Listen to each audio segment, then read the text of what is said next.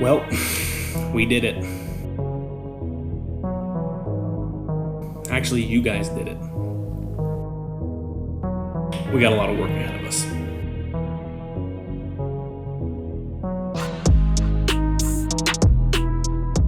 We're going to be talking water clarity. Is it clear? Is it normal? Is it stained and dirty? What's the weather like? Is it hot? Is it cold? Is it a nice sunny and 75 day? Are we post-front, pre-front? Is it windy? Is there a ripple on the water? Are there 4-foot whitecaps? I hope not. What season is it? Winter, spring, summer, fall? All you gotta do is call. That's a song. What's the sky situation like? Is it cloudy? Is it bluebird skies? Hope not. What time of day is it? Is it morning? Is it night? Is it the middle of the day? Sun straight up? I don't know. But all those things we've got to talk about right now. Just kidding. I'm not going to do that. That's crazy.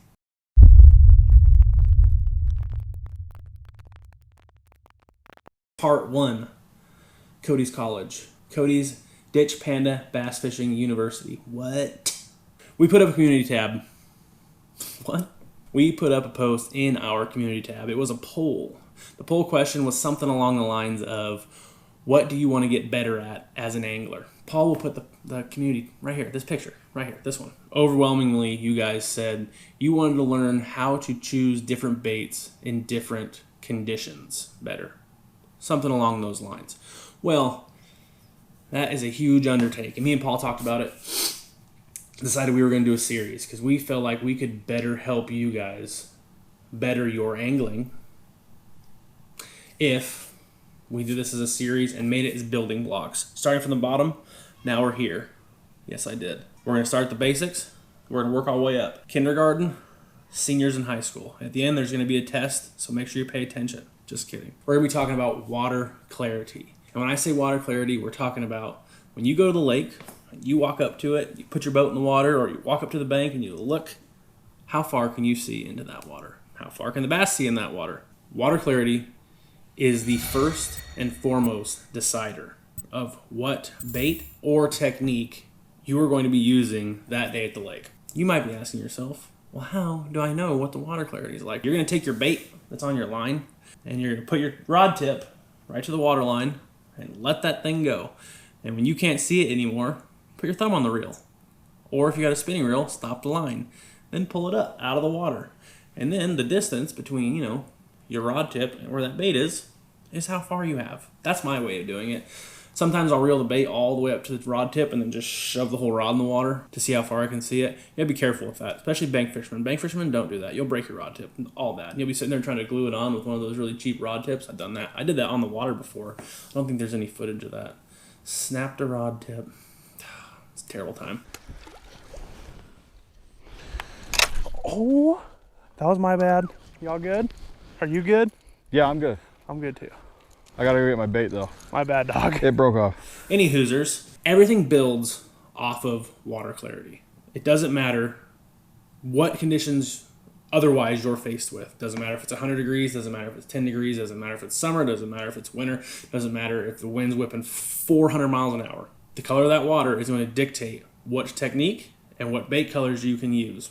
We're going to start there. We're going to start with water clarity.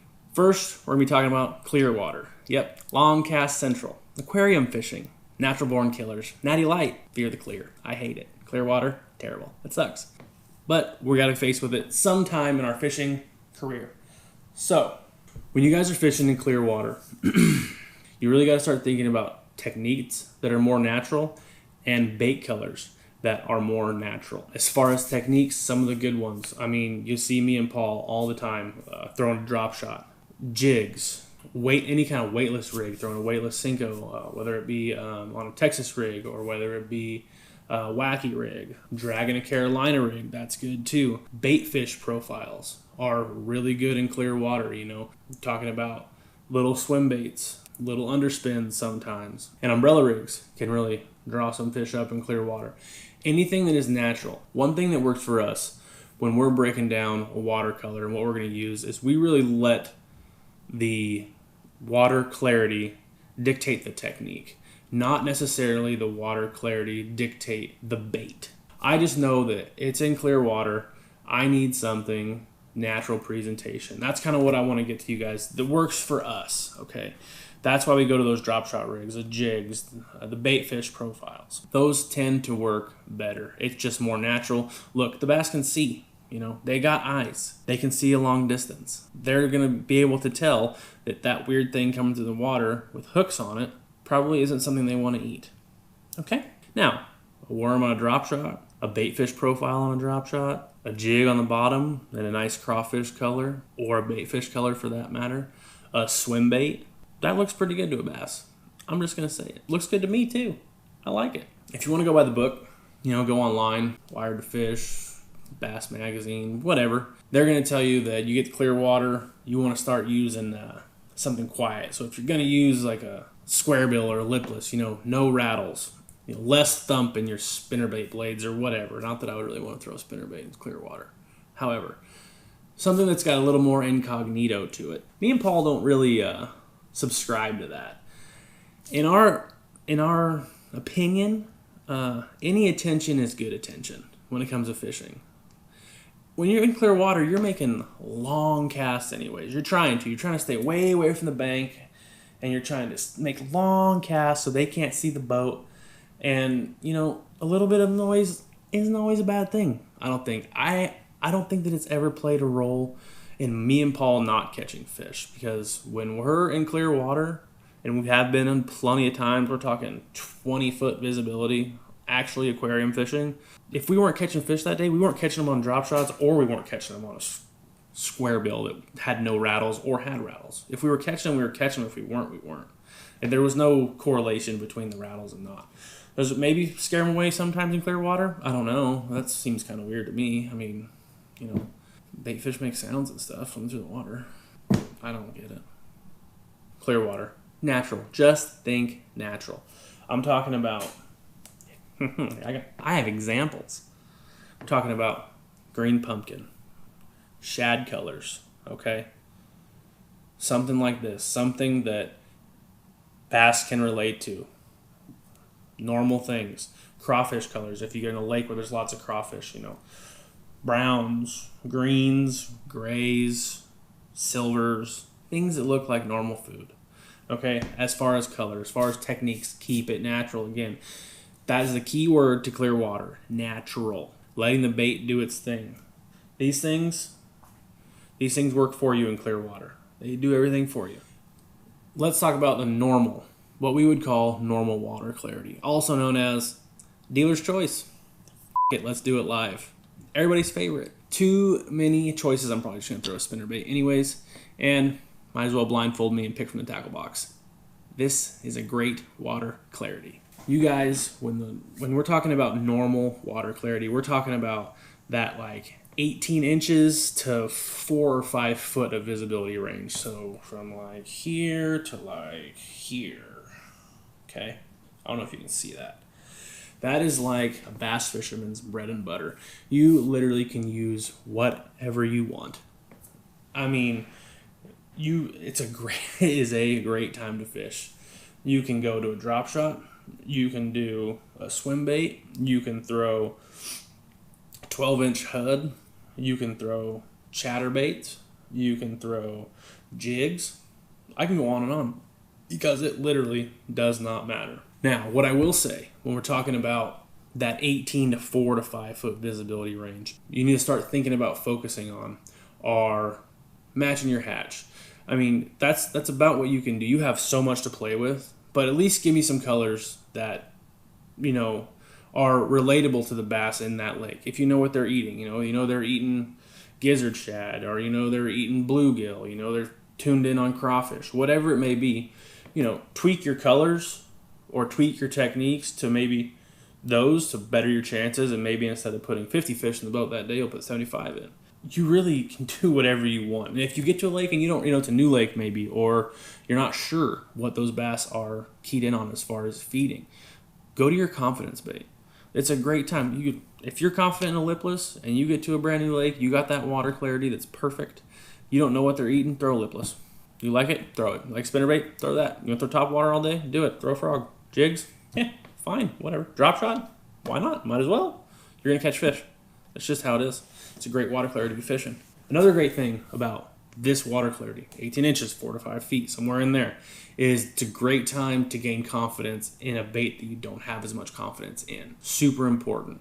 You know, if you're like me and you want to huck a lipless and throw a drop shot and a spinner bait, but you know you're not too keened in on flukes, like some other guy we know, don't know who that could be.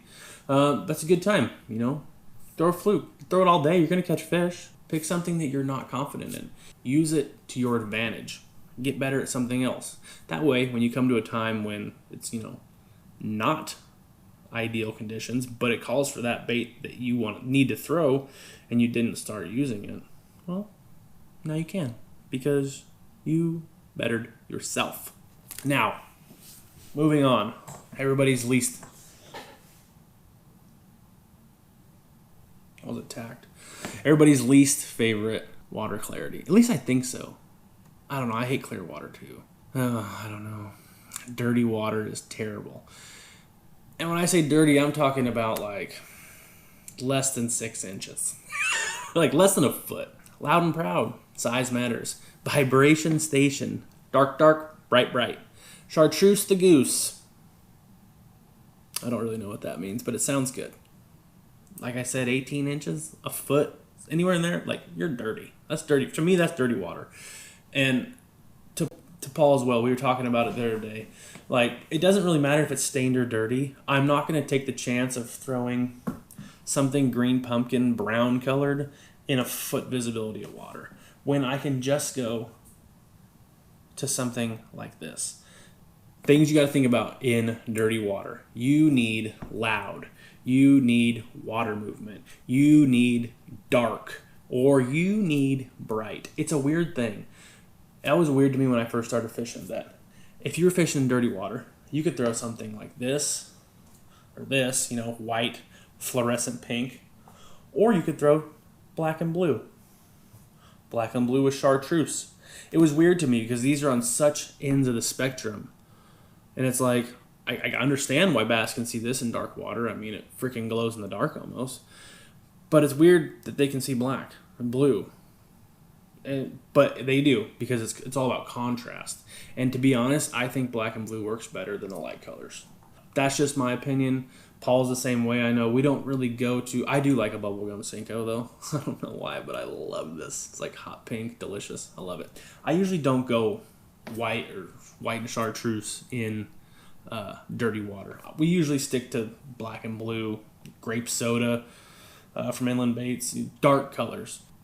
Loud, obnoxious, chatterbaits, white and chartreuse, black and blue, big blade chatterbaits, square bills with a really wide, obnoxious wobble with loud knockers in it. Lipless are great. Big lipless, you know, you go to the 3/4 ounce, the big ones, just to get a little more body to it, a little more water movement as it's coming through, so those bass's lateral lines can pick it up. Jigs, when we go to dirty water and we start throwing jigs, it is black and blue, and I'm throwing 3/4. I might even throw on my punching jigs, like 1.5 ounce. Like, I want a lot of kerplunk when I hit the water, and I want a lot of stuff hanging out when I drag that thing. I want movement. I want it to disturb stuff. That bass has got to be able to find your stuff in dirty water, and it can't do that if it's got green pumpkin or J shad. You're dragging it along like a little not going to get the job done. Big, loud baits, vibration. This is not the time for your drop shot. As loud as you can get it, as bright or as dark as you can get it, and move lots of water. Don't be shy. The bass aren't shy because they can't see you. You definitely can't see them unless you have forward-facing sonar. Kind of. When the water gets dirty, bass want to be close to something. They are going to be, if there's stick, if there's dock pilings, if there's bridge pilings, those bass are going to be right there because they can't see anything and they want some kind of comfort and safety, and getting close to something that they know is there is how they stay safe. We'd like to keep it simple. Me and Paul are stupid, okay? 3 things. Is it dirty? Is it good? Is it too clear? Too clear for... I don't know. I can't think of a rhyme. A lot of people are going to want to talk about line size. Me and Paul differ in our opinions here than a lot of people. And I don't know about to say a lot of people, but than what the narrative has been throughout the years. Our line choice is much more dictated by what we're fishing around than what the clarity of the water is, okay? If we're fishing around, riprap and sticks and nasty stuff, you're not going to catch your fish in your 4-pound fluorocarbon when your 4-pound fluorocarbon breaks off on the first rock. Okay, I don't change my stuff because of water clarity. Neither does Paul. I'll change my stuff if I feel like I'm fishing around riprap and sharp stuff. That's what dictates that. That's what you guys need to think about. We hope that this first installment of this series, being on water clarity, if you guys didn't know, now you do, helps you guys to start out. This is the first building block. This is probably going to be a 3 or 4, maybe 5-part series. I don't know. Depends on how much we can kind of get covered in these and how much you guys enjoy it. Let us know down below. Leave a comment. Let us know if you enjoyed these, what else you'd like to see, if you have any questions, stuff that I missed because I'm an idiot in regards to water clarity.